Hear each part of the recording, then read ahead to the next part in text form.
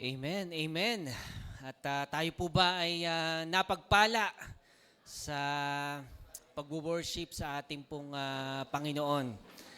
At tunay nga po na alam mo sa sarili mo na ikaw ay connected sa ating pong Panginoon. Sapagkat ang ating spiritu, alam mo sa sarili mo na buhay, mga kapatid, nararamdaman mo, parang habang nagwo-worship ka, there is this communion between your inner being at saka yung ating pong Diyos. Hindi ho ba? Nararamdaman niyo ho ba yun? Kaya, that's why this is not about religion.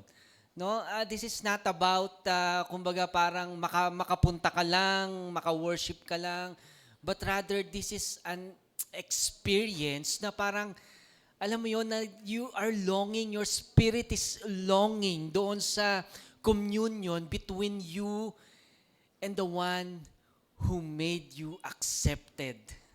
The one who loves you so much. Hindi ho ba? Parang ganun yung yung worship. Kaya alam niyo nakaka-excite na purihin ang ating Panginoon. Sabi nga ni Apostle Paul sabi niya doon, parang there are these people who in the form of godliness but denying its power. Parang medyo nanunuot sa akin itong verse na ito na sinasabi ni Apostol Pablo. Kasi parang there are people who are just attending church, just attending as a religion. Parang ito yung relihiyon ko. Parang alam niyo yun, pero they are denying the power na meron yung gospel.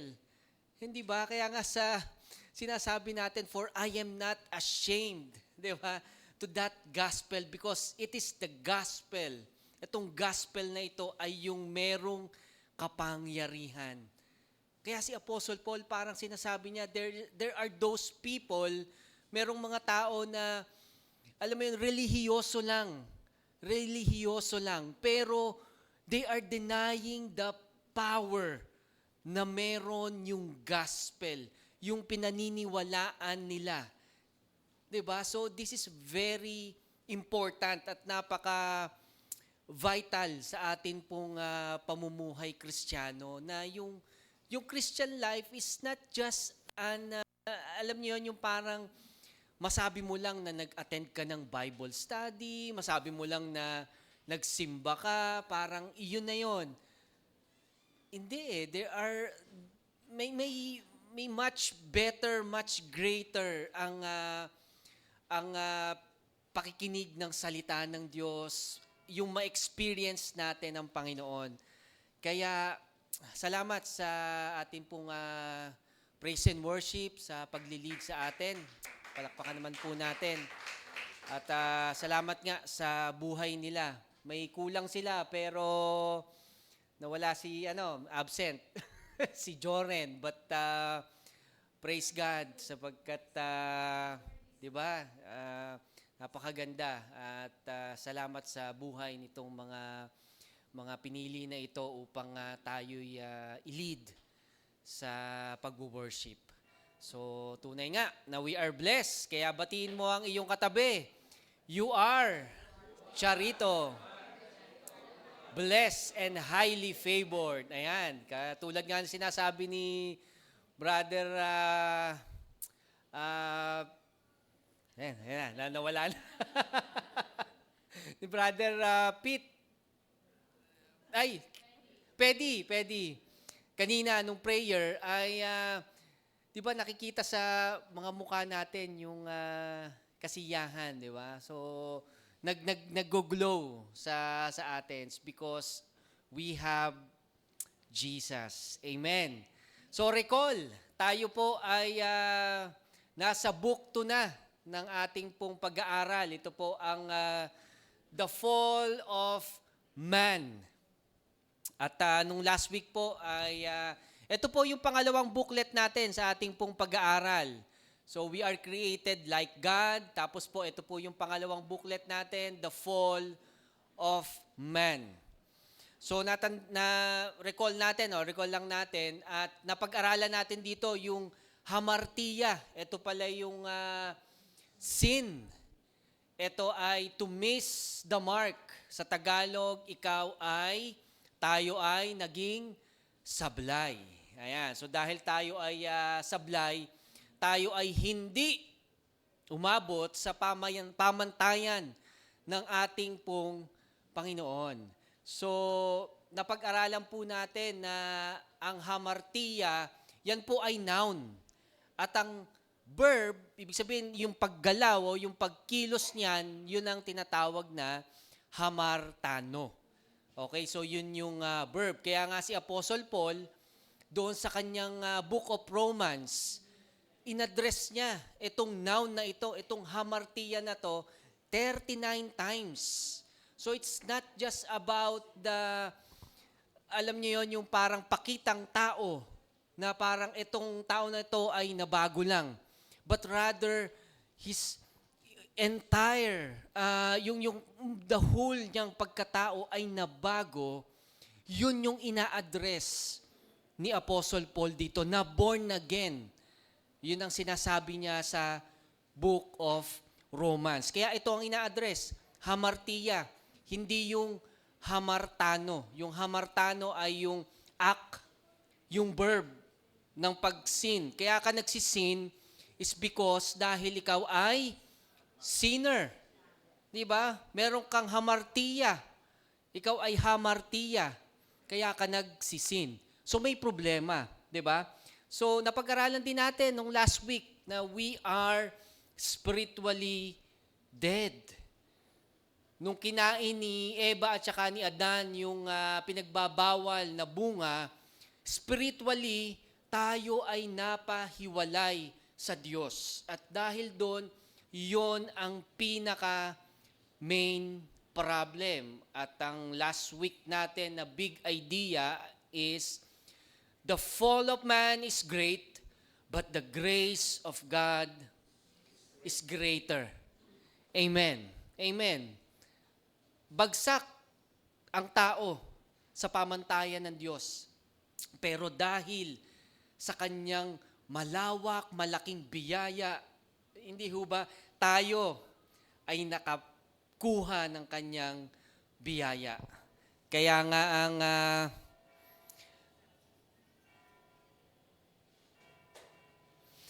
ang problema ay kailangan nating solusyonan. Okay? Alam nyo, nung ako po ay high school, mahilig po akong mag-alaga ng isda. Ayan, sa aquarium.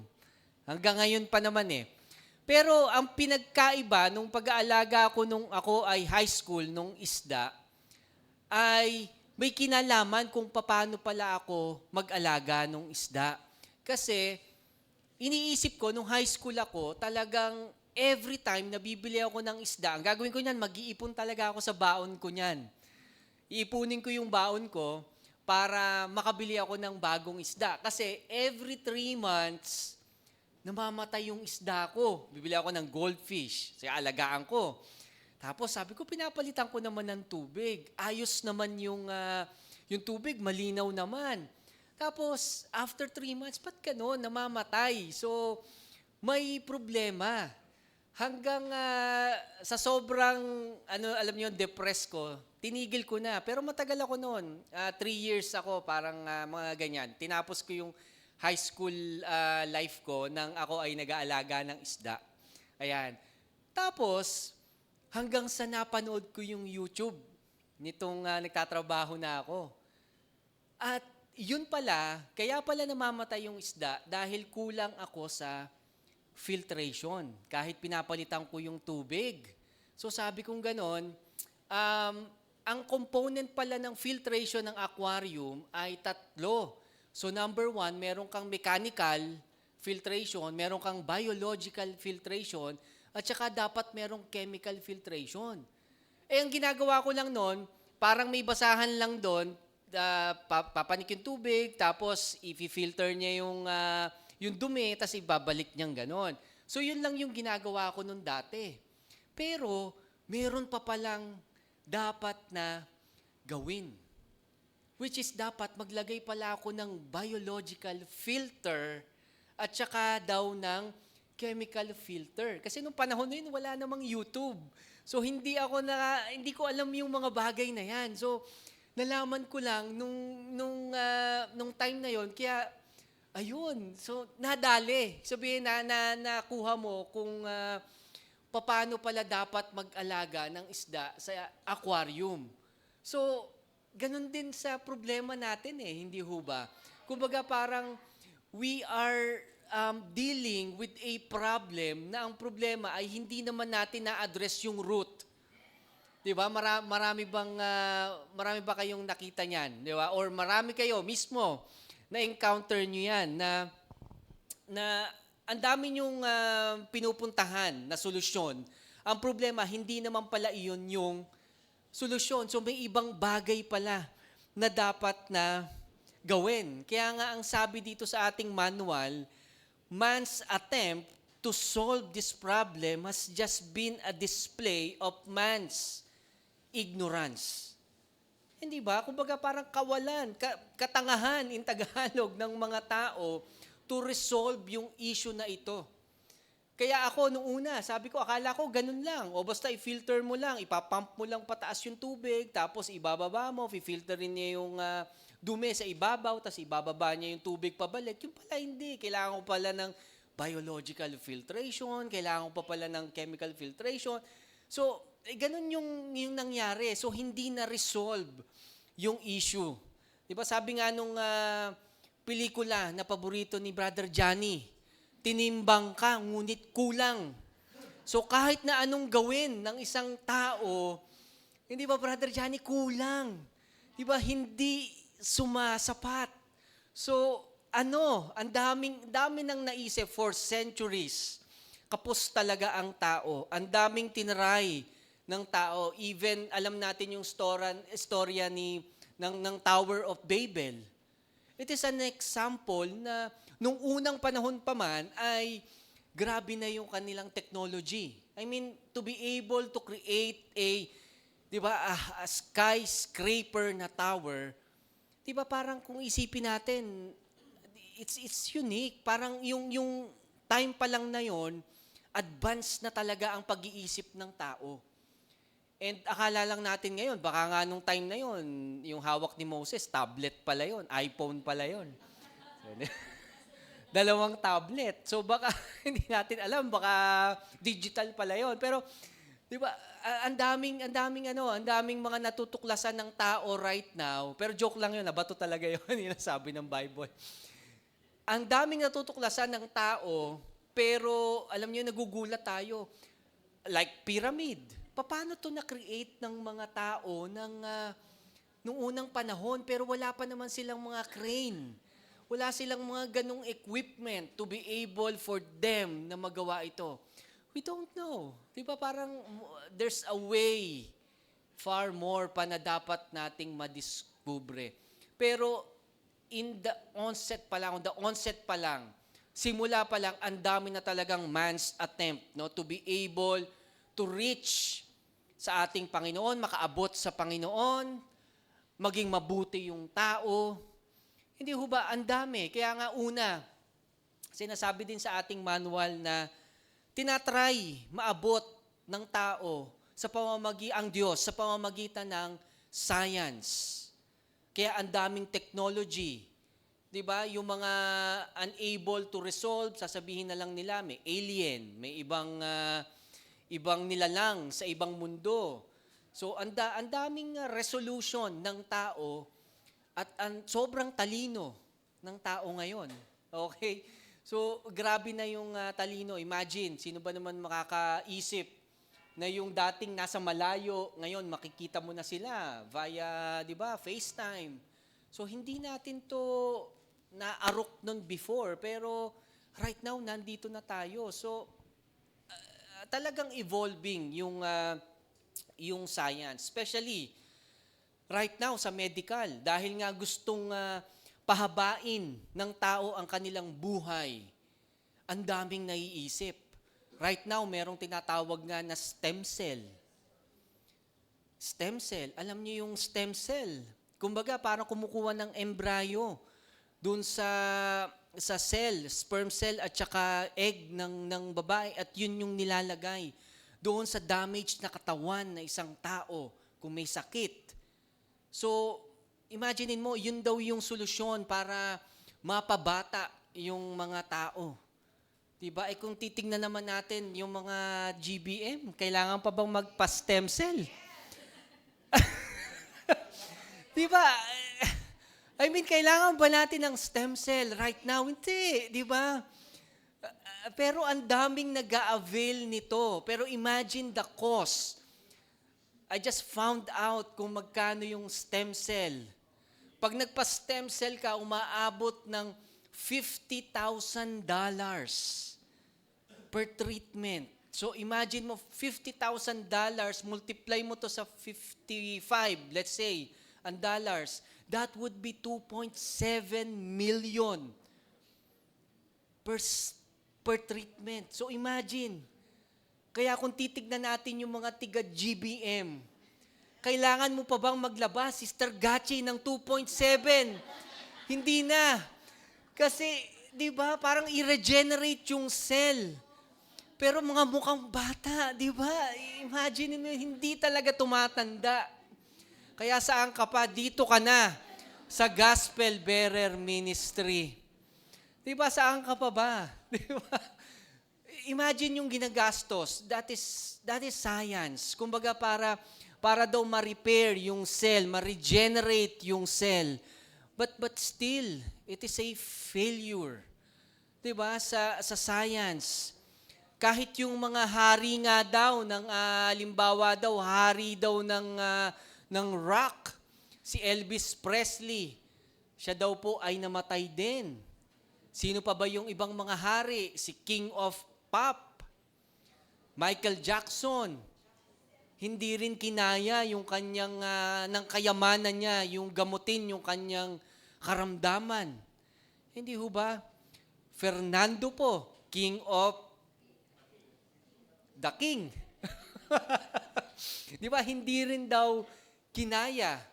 So, imagine kung hindi nila kinaya, di ba? Parang hindi solusyon ang science, no, upang tayo ay magkaroon ng buhay na walang hanggan.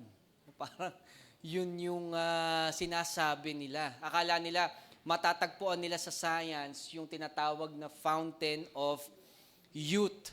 Pero nagkamali sila dahil sa GBM nila matatagpuan yung fountain of youth. Amen. Kaya pag pumunta ka, talaga naman, ang sasaya. Hindi, kasi there's something with the declaration, mga kapatid. We declare what we believe. We speak what we believe. And that is very important. Diba? Alam natin na our days has been numbered. Ibig sabihin, alam, nakadestined tayo, but it doesn't give you an hindrance na parang sabihin mo sa sarili mo na, mamamatay din naman ako, di mamatay na. Diba? Iba yun but there is something inside of us na nasa loob natin na if we believe what, di ba, what we speak, di ba, kumbaga parang yung anuman yung pinaniniwalaan mo, you speak, yun yung Bible, yun yung sinasabi ng Biblia sa atin. Kung ano yung pinaniniwalaan natin, sabihin natin. Di ba, hindi tayo nagdedeklara ng mga pangit na bagay. Sasabihin nila, bakit hindi kayo nagdedeklara ng pangit na bagay? Dapat magdeklara kayo kasi nangyayari yan sa buhay. We are not basing our theology in experience. Mga kapatid, tandaan nyo yan. If it doesn't, kumbaga parang, if your theology doesn't match the experience, your experience, halimbawa, sasabihin na, abundant life? Paano kung magkakaroon ng abundant life? Meron nga akong problema. Speak life, mga kapatid. Diba? Merong problema, but what you believe in your heart that you have abundant life. Kung yun yung pinaniniwalaan mo sa sarili mo, keep on declaring it. Because yun yung sabi ng Biblia. Diba, sabi ni Apostle Paul, I believe and therefore I speak. Diba, iba yan, sa lungat yan, sa logic ng science, but it is in the Bible. Psalms 91:16, ang sabi dito. Ano sabi dito?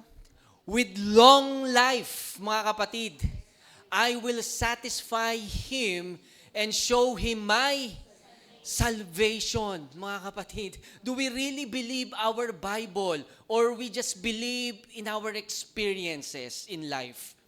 Believe the Bible. Continue to declare, with long life, I will satisfy him and show him my salvation. Hindi porkit nangyari sa iba, ay mangyayari din sa iyo. That's why you will continue to declare. Sabihin mo, bawat araw ng buhay mo, ako ay blessed and highly favored.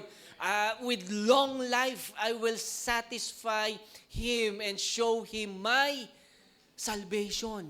Anong problema mo right now? Ang sabi ng Panginoon dito, I will show him my salvation, mga kapatid. Salvation, it doesn't mean salvation from hell. It means soteria, coming from sozo. Ang ibig sabihin ng sozo ay salvation from your everything. For everything, sa lahat ng na-encounter mo sa buhay mo, na-encounter ka ng problema right now, God is your salvation. Nagkaka-encounter ka ngayon ng financial problem, God is your salvation. Meron kang problema ngayon sa iyong katawan, God is your salvation. With long life, I will satisfy him and show him. Ipapakita sa iyo yung kaligtasan. Diba? Do we really believe that? Let's declare. Diba? Declare, God is our salvation in every situation. Hindi ho ba? So, that is the power we have, mga kapatid. Let's declare it. Na yung hindi kayang gawin ng science, kaya ng Panginoon. Amen. Alam natin na sabi sa Romans 6:23, for the wages of sin is death, but the free gift of God is eternal life in Christ Jesus our Lord. Alam natin ang ginawa ni Eva at ni Adan, they missed the mark, and therefore may kabayaran na death, may kamatayan. And we know, sabi ni Job sa Job 14:5, ang sabi niya dito, since his days are determined, no, naka-identified, and the number of his months is with you, and you have appointed his limits, yung limit lang ng buhay ng tao, that he cannot pass. All of us, mga kapatid, 100 years from now, we will be no longer here. Pero, nandun tayo sa mas masaya, mas maganda. Ang sabi nga ni David kaninang umaga, Daddy, parang gusto ko nang pumunta ng heaven. Ako, wag muna anak. Sabi ko, dito muna tayo, maglaro muna tayo. Parang namimiss ko na si Jesus eh. Sabi niya sa akin ganun kaninang umaga. So anyway, it's because of, alam niyo yon, parang na-excite siya nang nalalaman niya ano ba yung heaven, paano natalo si Satan, and then kung ano yung meron tayo doon sa langit. Hindi ho ba? So, whether we are here, we are excited na. Di ba? Then, whether we, alam niyo yun, mamatay tayo, we are so excited then because we will meet. Di ba? The one who created us, the one who loved us. Hindi ho ba? So parang wala ka ng takot. Parang ano pa bang takot ang meron ka pagka ganun yung paniniwala mo, pag ganun yung ini-speak mo, di ba? So, ang ganda, di ba? Alam mo, you are secured. Next, sinubukan ng tao ang edukasyon. So, education. So, sabi nga dun sa ating manual, education. Ang edukasyon ay magandang pamana sa ating pong mga anak. Alam natin yan sa ating mga youth at mga nag-aaral pa dito. Nasaan na sila? Taas ang kamay. Parang nawala ah. So pagbutihin, Yuel, ang pag-aaral. Ikaw lang nakita ko dyan eh. So ikaw lang. Tsaka si Shane. Ayan. Ayan. So pagbutihin ang pag-aaral sapagkat ito nga ay ang pinakaregalo ng ating Panginoon una at sunod ang ating pong mga magulang. Kaya si Brother Johnny talagang napakasipag eh. Oh, di ba? Inspired na makita nag-aaral yung kanyang mga anak. Amen. So yan ay regalo sa atin ng ating mga magulang. Kaya dapat mag-aral ng mabuti. Pero kailanman ang edukasyon ay hindi sagot upang ang tao ay maging mabuti at umabot sa pamantayan ng ating pong Panginoon. Sapagkat marami nga, sabi nga sa ating manual, marami daw doon ang mga hindi nakapag-aral, ang labas ay nagiging snatcher, nagiging hold-upper. Yan daw ang labas ng mga hindi nakapag-aral. Pero kapag ka daw nakapag-aral, ang labas daw ay congressman. Siyempre, hindi yung Mayor Bebong ko dahil iba yan, di ba? So may mga piling ganon, pero hindi lahat, okay? May mga congressman na nakapag-aral, pero dahil alam niyo yon, gumagaling sila, tumatalino, alam nila kung paano mang-corrupt, mabuti, so gumaling, ayun. At ginamit na yung ating tax, kawawa naman.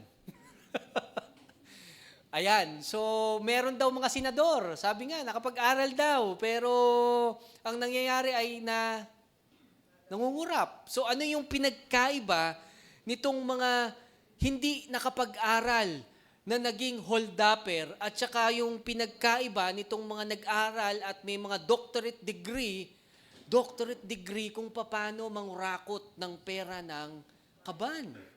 Diba? Hindi ko alam kung pinag-aaralan talaga sa university yan, pero alam niyo yun, na kaya ka may doctorate, kung gaano kataas yung level mo, ganun din kataas at kalaki yung pwede mong makurakot. Pero alam niyo yun, I'm not speaking a specific person, but in a general way, no? Wala tayong pinapatamaan, mapadilaw man kayo, o mapapula, o asul, gold, o whatever. Pero alam niyo yun, ano man ang kulay ng politika, but there are people who are using their education. No? Akala natin ang edukasyon, kapag ka ikaw ay edukado, ikaw ay babait. Hindi ba? Kaya, di ba may notion tayo na kapag ka, ayan, nakapag-aral pa naman yan, abogado yan, doktor yan, tapos kung makasigaw, kung makapagmura, yung mga ganyan.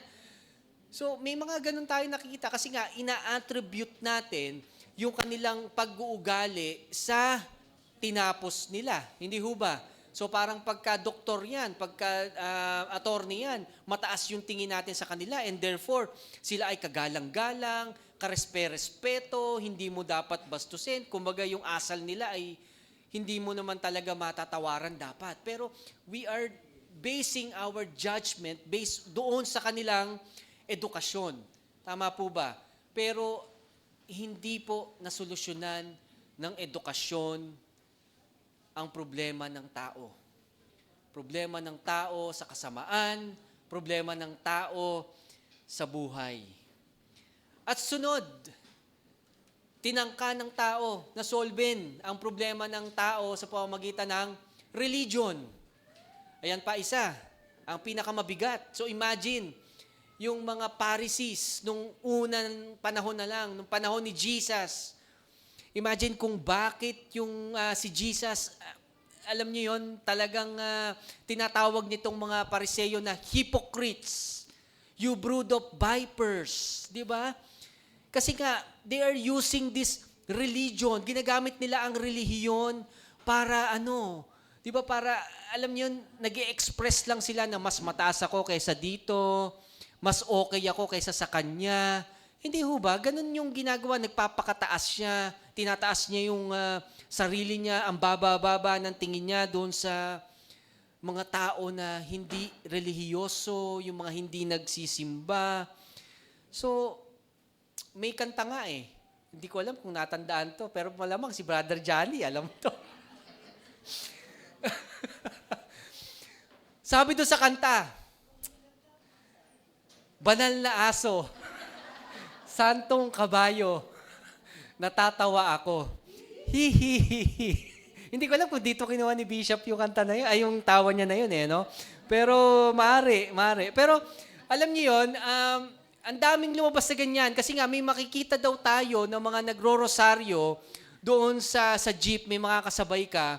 Tapos talaga naman pag nagmura, pagka nagchismis, ganito yung ugali. That's why na-create itong kanta na ito, yung banal na aso, di ba, santong kabayo. So, ibig sabihin, dati pa lang, problema na talaga yon dahil hindi talaga masosolve ng religion yung problema ng tao na pakitang tao lamang. Kasi yun nga yung problema eh, hindi ho ba? Kumbaga, katulad nga nung sinasabi ni Bishop dito, meron daw mga nag-o-operator ng sugalan, meron daw mga pusher, nagsisimba pagkatapos. Minsan nga daw, tumataya pa. Sa ending o kung saan man sila tumataya. Pero bago tumaya, Lord, sana manalo ko. Hindi ba, nagdadasal pa. Talaga naman, di ba? So, it's religion. So, hindi siya na-solve ng religion. Sabi nga doon sa ating, banggitin ko lang din, meron daw, yung mayor na to, ako bata pa ako, nabalitaan na to, si Mayor Antonio Sanchez, no? Siya ay na-involve sa panggagahasa at pagpatay at eventually nung habang nasa litis, nung nililitis daw yung kaso, ay sabi niya hindi daw siya magbibigay ng kanyang semilya dahil daw siya ay bawal daw sa kanyang relihiyon. Ang ganon. Okay, so bawal sa relihiyon pero pwedeng manggahasa. So, ganun pala yon. So, imagine that, di ba? So, ang religion ay hindi sagot upang ikaw ay maging mabuting tao o masolve yung problema natin. Kaya, nakakalungkot, ang dami. Kahit right now, kahit sabihin na natin na hindi na dun sa kabilang relihiyon na Catholic, pero even yung mga professing Christians right now, they are professing that they are Christians, but then again, hindi ba, iba yung nakikita natin. Di ba? Although we should not judge them, dahil ang Panginoon natin talagang malawak, hindi natin masusukat ang kanyang biyaya. Pero hindi relihiyon. Ang pinunta mo dito ay hindi relihiyon. Ang pinunta natin dito ay relasyon. Di ba? Yun ang tingin ng mundo. Akala lang pumupunta ka sa simbahan, akala lang nagba-Bible study ka para masabi na ikaw ay mabait. Ako noon, magsisimba ako ng 7 beses, pagkatapos maglalasing. Tapos the following Sunday, ganun uli, maglalasing uli ako. Iinom uli ako. Magsusugal uli ako. Dahil alam ko, mababayaran naman to sa pamamagitan ng 7 pagsisimba ko. And it will not solve the problem. Dahil paulit-ulit lang. Hindi ho ba? So, definitely, mga kapatid, religion will not solve our problem. Nung unang panahon nga, sa panahon ng Romano Katoliko, maraming na biktima ng tinatawag na Inquisition. Gusto ko lang ding banggitin. Inquisition, ito po ay ang pagpatay ng mga Romano, Katoliko sa lahat ng sumasaliwa sa turo ng simbahan. Katulad ni John Huss. Si John Huss ay nagtuturo bago pa man dumating si Martin Luther. Ang problema lang ni John Huss nung panahon na yon, wala pang printing press. That's why hindi niya nailathala ang kanyang sulatin patungkol sa paglalaban sa simbahan. Pero si Martin Luther, nung dumating, buti na lang, meron ng printing press. That's why na-print ang kanyang 95 Theses, na-depend ito sa simbahan. Pero pinatay nila si John Huss, sinunog. William Tyndale, isang sinunog din nila. Bakit? Kasi tinranslate ni Tyndale yung Latin na Biblia papuntang Ingles sa English language. At dahil ito ay transfer nila, pinatay si William Tyndale. So, ito ay mga naging kasaysayan na natin. Inquisition ang tawag dito. So, relihiyon ay hindi. Ano ngayon ang makakasolve sa ating problema? Man's attempt to solve the problem failed. Hindi kinaya ng relihiyon, hindi kinaya ng edukasyon, at lalong hindi kinaya ng science. So what is the real solution? Ang sabi nga ni Bishop, hindi ako nagsabi nito. You cannot face the problem if the problem is your face. Huwag mong tignan yung iyong katabi, mga kapatid. Ikaw ang tinutukoy ko. Joke lang. Hindi mo na nga kailangan ng stem cell, tapos ngayon. So the real problem is spiritual. Therefore, the real solution is also spiritual. The real problem is that man's spirit is dead. Napag-aralan natin ito. The real solution is to impart life in man's spirit and make him alive again. That is the solution, mga kapatid. Ang solusyon sa problema ng tao ay born again or regeneration. What is regeneration, mga kapatid? Nandiyan na tayo sa solusyon. Tinitignan natin ang solusyon. Ang solusyon daw ay regeneration. Ang regeneration is an act of God. Sabihin ko sa inyo, ulitin ko, it is an act of God. Not act ng asawa mo, not act ng ibang tao, not lalong hindi mo act. Where a spiritual dead person is made alive in Christ through the Holy Spirit. So, eto pala yung regeneration. Spiritually, we are dead dahil sa ginawa ni Eva at saka ni Adan. Mula pa lang sa lahi nila, Cain, hanggang sa Tower of Babel, hanggang kay Abraham, lahat ito ay makasalanan hanggang sa generation natin. Maliban na lamang na ang Diyos natin, who is a God of grace, buhayin ka spiritually, where God is an act of God, where a spiritually dead person is made alive. That is regeneration. Theologian calls it regeneration, but Jesus also calls it born again. So what is the solution, mga kapatid? The real solution is that you must be born again. That is the only solution. Hindi ito option. Ito ay imperative, pautos, upang tayo ay ma-resolve, magkaroon ng solusyon sa ating mga kasalanan. Ang born again ay hindi relihiyon, mga kapatid.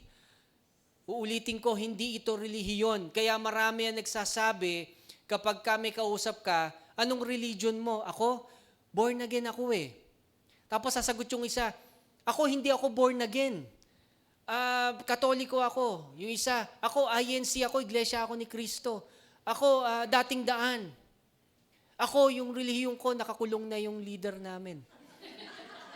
Ano yung tawag doon? Limutan ko. Di ba? Parang nakakulong na yung leader ko. So, kuhanin natin yun. Sayang. Di ba kailangan nating ma-born again? Sabi nga, di ba? Ang born again ay hindi po relihiyon. Ulitin po natin.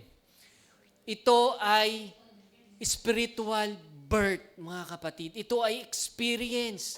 Hindi po natin sinasabi na, sumama ka, maging born again ka. Hindi po ito samahan. Kung hindi ito po ay experience na ng mga tao na nagkaroon ng muling kapanganakan sa Espiritu. Dahil yan po ay hindi idea ng tao. Ito po ay idea mismo ng ating Panginoong Hesukristo. At yan po ang kanyang sinabi kay Nicodemus. Pero bago yun, ay tingnan muna natin yung salitang regeneration. Regeneration. Ang regeneration daw sa Greek ay palingenesia, hindi palingkera. Okay? Palingenesia. Ang ibig sabihin daw nito ay new birth. So, ibig sabihin, ang sinasabi ni Apostol Pablo na regeneration ay katulad ng sinasabi ni Jesus kay Nicodemus. Dalawang salita daw ang pinanggalingan ng palingenesia. Number 1 ay palin. At ito ay again or anew. At Genesis. Alam naman natin ang ibig sabihin ng Genesis. Beginning. Beginning. Kaya nga ngayon ay mayroon tayong new birth. Hindi ho ba? Born again. Diyan natin kinuha iyon. At ang pinakamaganda rito ay yung meron ka ng bagong source, mga kapatid. Alam mo ba na pag sinabi mo sa sarili mo na tao lang ako, nagkakasala ako? Anong impression nito? Di ba ito ay hindi biblical? Kasi a person na na-born again have a new source, mga kapatid. Source of life, source of power, di ba? Source of strength, di ba? Source of joy, peace, happiness. Hindi ba meron siyang bagong source? And that is why hindi mo sasabihin sa sarili mo na tao lang ako, nagkakasala lang ako. Hindi. You will tell yourself that you have a new self, that you are now a born again, regenerated, mga kapatid. And that is why you are now a new creature, mga kapatid. You are now a new creation. So huwag kang patalo doon sa idea na ikaw ay tao lang ako, nagkakasala lang ako. Huwag. Isantabi mo yung kaisipan na yun sapagkat ikaw ay bago ng nilalang kapag ka ikaw ay na kay Kristo. Ang kasalanan niya ay wala ng kapangyarihan sa iyo. You are not under the dominion of sin, mga kapatid, because you are not under the law, but you are now under grace, mga kapatid. Amen. Amen. Ba? So, regeneration. Hallelujah. Sabi nga ni Jesus, nung pumunta sa kanya si Nicodemus, John 3:3, Jesus answered him, "Truly, truly, I say to you, unless one is born again, he cannot see the kingdom of God." Unless one is born again, he cannot see. Walang option, mga kapatid. Kung ikaw ay hindi born again, hindi ka mapupunta sa kingdom of God. Hindi mo makikita si Jesus kung wala kang born again spirit, mga kapatid. This is not an option. And that is why we should continue to proclaim the gospel of grace. Kasi kung wala sila nito, they will never see the kingdom of God. Kung ang meron lang sila ay relihiyon, they will never see the kingdom of God. Nicodemus said, sabi nga, "How can a man be born when he is old? Can he enter a second time into his mother's womb and be born?" Hindi ba? So, yan na yung logic ng mga tao. Hindi ako born again eh. Kasi iba akong relihiyon, iba yung relihiyon ko. Diba? And denying that you are not a born again, you will never see the kingdom of God. Hindi ho ba? So born again is not an option. It is not a religion. It is a spiritual birth given to us by our God the Father. So hindi po ito relihiyon. Kaya hindi po natin ito kinakahiya, mga kapatid. That's why si Nicodemus hindi niya talaga maintindihan. Diba, paano ko maintindihan na kailangan kong ipanganak muli? Hindi, sapagkat tuloy natin, 6, sabi dito sa 3:6, that which is born of the flesh is flesh, and that which is born of the Spirit is spirit. Diba? So yung pinanganak ng laman ay sa laman, at ang pinanganak ng spiritu ay sa spiritu. So magkaibang bagay ito. Magkaibang bagay. So we cannot say na hindi ka born again, or hindi tayo papayag na ang born again is just an organization. This is not an organization. We must be born again para ikaw ay mapunta kay Jesus. Sabi ni Jesus, do not marvel that I said to you, you must be born again. Diba? You must be born again. The wind blows where it wishes, and you hear its sound, but you do not know where it comes from or where it goes. So it is with everyone who is born of the Spirit. Napaka-importante na ito. Sapagkat this gives us a glimpse kung paano naboborn again ang isang tao. And sa susunod, yan ang didiscuss ni Pastor. Yung next module natin, you must be born again. Ito po ay ilalatag sa atin ng detalye, malinaw, paano ba tayo naging born again. Pero ang sinasabi dito ni Jesus, the wind blows where it wishes and you hear its sound, but you do not know where it comes from or where it goes.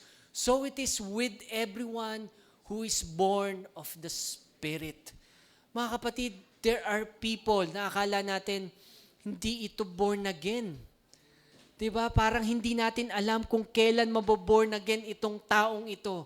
That's why we should not judge them based on their, alam niyo yun, minsan yung present attitude. Minsan, porkit hindi lang nagdadasal ng 2 oras, hindi na born again. That's the standard of man. Diba, hindi lang umattend ng prayer meeting, siguro backslider yan. Diba? Hindi nag-church. Nagbakasyon, nako, backslider yan. Diba, may mga ganong turo. Hindi nakasama. Pero, I don't understand why people are judging based on the action of that specific person. We should not. We should not, because we believe that a born-again experience is between that person and God. Sila lang dalawa yun. That's why it's a personal relationship between you and God. Hindi ba? Parang, sino tayo to judge na isang tao ay hindi yan born again kasi nga uma-absent yan ng isang buwan sa church. We are just putting that standard. No? Instead na i-encourage natin na umattend, na alam niyo yon, mag-pray. Ang gagawin natin is to condemn itong mga taong ito. That is why, di ba, nalulos. Nawawala. Because they are now thinking of themselves na, alam mo yun, parang wala naman akong silbi, hindi naman ako born again siguro. That's why, ayoko na. Parang titigilan ko na itong relihiyon na to.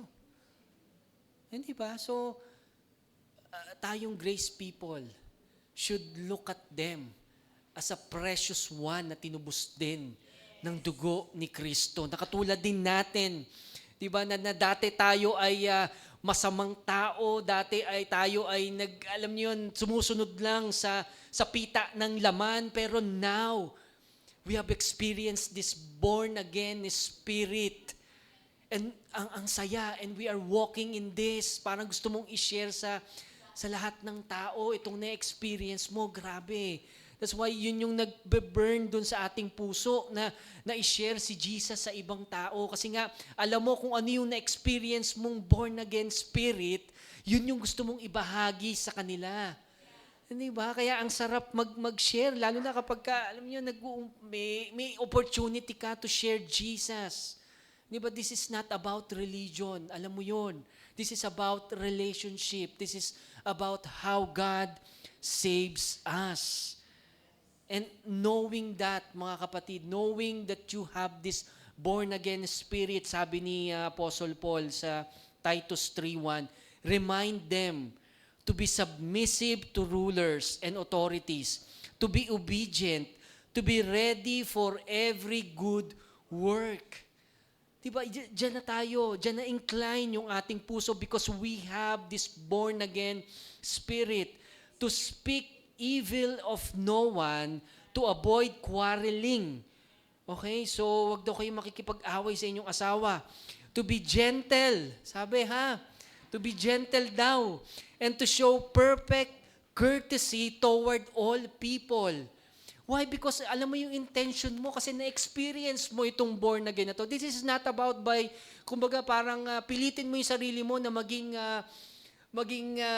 mabait ka, huwag ka mag-i-speak ng evil sa iba, mag-a-avoid ka ng quarreling. This is not about that because hindi ikaw yon.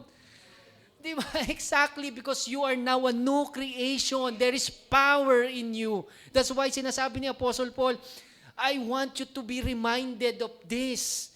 Di ba? To speak evil of no one. Avoid quarreling. Kalimutan nyo na yan. Alisin nyo yan. Be gentle. Show perfect courtesy toward all people. Di ba? Kasi iba ka na eh. Hindi na ikaw yung dati. For we ourselves were once foolish, disobedient, led astray, slaves to various passions and pleasure, passing our days in malice and envy, hated by others and hating one another. Nakita niyo yung grammar dito ni Apostle Paul. For we ourselves were once. Diba? Past. That is your past. I mean, kung dati ganyan ka, hindi ka na ngayon. Because you are now born again. Hindi ba? I'm not saying na yung tao pag na-born again ngayon, kinabukasan, hindi na niya magagawa itong mga bagay na to. We are in progress. Okay? We are in progress. That's why we should always look into Jesus, the author and finisher of our faith. But itong sinasabi ni Apostle Paul, tapos ka na dito, patay ka na dito. Ikaw ay bago ng nilalang. Di ba? Kaya that's why yung hatred sa puso mo. Di ba? If you're having this one right now, I pray in Jesus' name na ito ay na-healed na. Di ba? Kung meron kang sama ng loob, di ba? Dahil yung tatay mo, tinanggal ka sa SSS, hindi na ikaw yung beneficiary ng tatay mo doon na sa ibang pamilya. Regardless, di ba? You are loved. You are, sino yun? Sino yun? Sino yung tinanggal ng tatay sa SS? I mean, di ba think about it, yung hatred na wala. I don't know kung bakit. Di ba parang ganoon, parang nagugulat ka na lang sa sarili mo. Dati galit ako dito, pero ngayon, hindi na. Di ba kasi nga, may bago ka na. Di ba? You are now a new creation. Titus 3:4, napakaganda nito, sabi dito. But when the goodness and loving kindness of God, our Savior, mga kapatid, loving kindness, Hebrew of Hesed, mga kapatid. But when the goodness and loving kindness of God, our Savior, appeared, sino to? Si Jesus Christ. He saved us not because of works done by us in righteousness, but according to His own mercy by the washing of regeneration and renewal of the Holy Spirit. Amen. Di ba? Nandito ka na sa bago. He saved you, mga kapatid. Kaya nga, alam nyo, itong pagsisave sa atin ng Panginoon ay, this is an analogy, sabi nga ng isang theologian, no, na by the name of R.C. Sproul. Ang sabi niya, this spiritually dead person, hindi lang siya yung parang naghihikahos lumangoy sa tubig at naghihintay na may magsisave sa kanya, and then it is Him who will choose if I will hold that hand na naka-offer sa akin or not. That is not the biblical explanation of spiritually dead. We are dead. Ang sabi ng Biblia, patay. So therefore, kung may magandang explanation dito, visual explanation dito, we are all nalunod na. Lunod ka. As in, wala kang capability to save yourselves. Nakakita ka ng taong nalulunod, wala na, inaagos na siya, patay. But God, when the goodness and loving kindness of our God, our Savior, appeared, He saved us. Hinango tayo sa dagat ng kasalanan at binigyan tayo ng bagong buhay.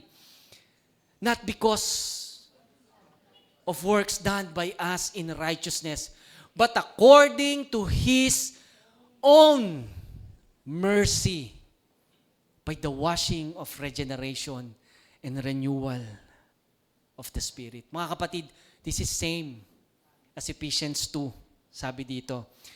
And you were dead in the trespasses and sins, mga kapatid, in which you once walked, following the course of this world, following the prince of the power of the air, the spirit that is now at work in the sons of disobedience. Next. 3. Verse 3.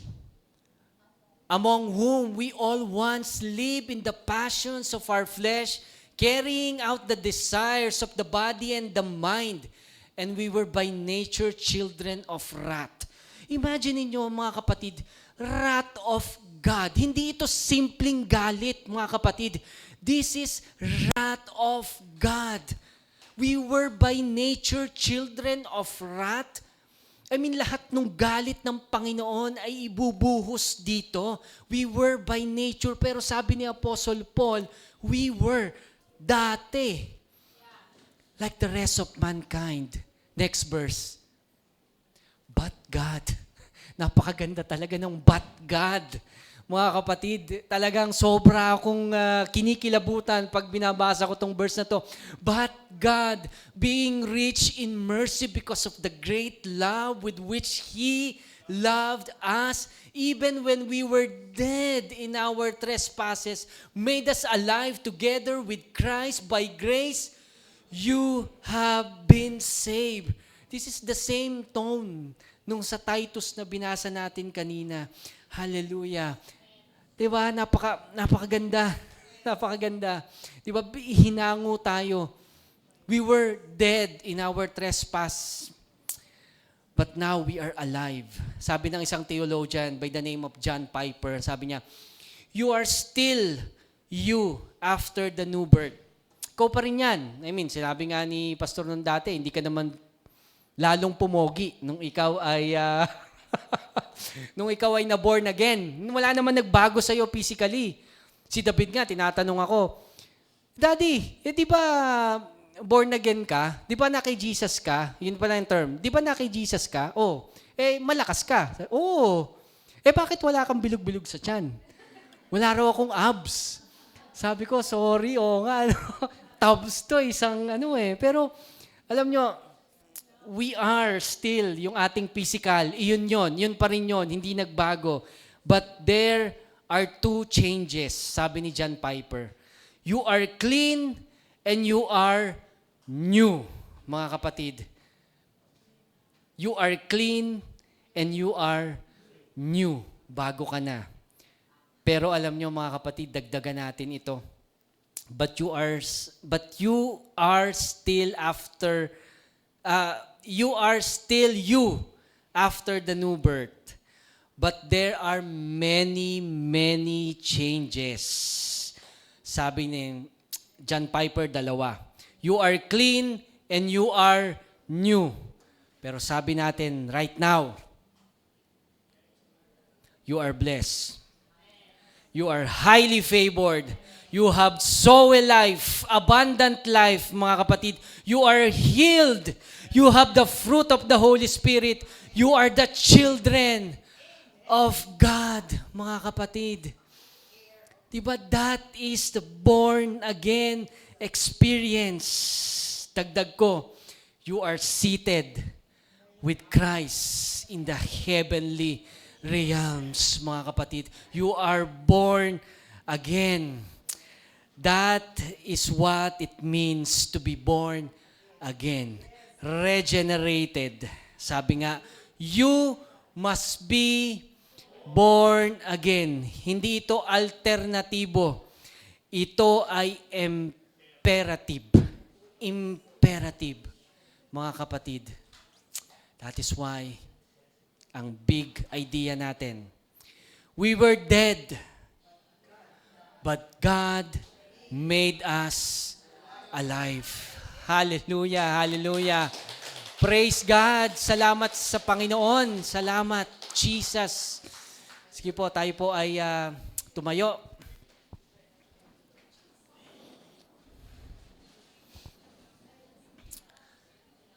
Yes, oh God, we just want to praise you.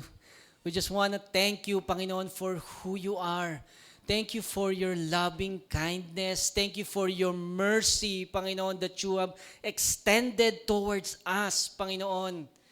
Tunay nga na sinabi mo sa iyong salita, while we were still sinners, you demonstrated your love para sa akin, para sa amin, Panginoon. You died on that cross. Panginoon, sa kabila ng aming pagkabagsak, Panginoon, sa kabila ng aming fallenness, Lord God, you give us the opportunity to be with you. You give us that grace, Panginoon, na kami ay makasama ka.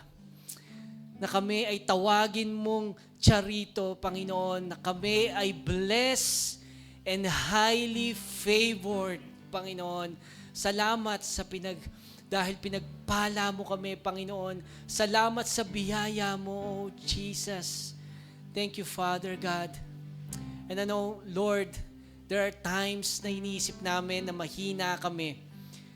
Na katulad lang din namin, yung mga taong nasa paligid namin. We're just human. We're always saying, Panginoon, na tao lang ako, Panginoon. Father, right now, I know deep inside my heart that I have the power, that I have the Holy Spirit inside of me, living inside of me every day of my life. Na yung Holy Spirit niya will empower me to say no to sin, to have a fruitful life, Panginoon, to have that abundant life, O Lord. Thank you because you have blessed us, Panginoon. Salamat that you have accepted us in the beloved, that you have adopted us as your sons and daughters, Panginoon. Salamat, O Jesus. Walang words can speak how awesome you are. Thank you, Jesus. And I know there will be problems, there will be tribulation that we will be facing this week, Panginoon. But I guaranteed, Lord, because I hold and I trust in your word. Sabi mo sa iyong salita, behold, I have overcome the world. Thank you, Jesus. Thank you, Jesus. Thank you, Jesus, so Lord. This we pray in the mighty name of Jesus. Amen. Amen. Amen.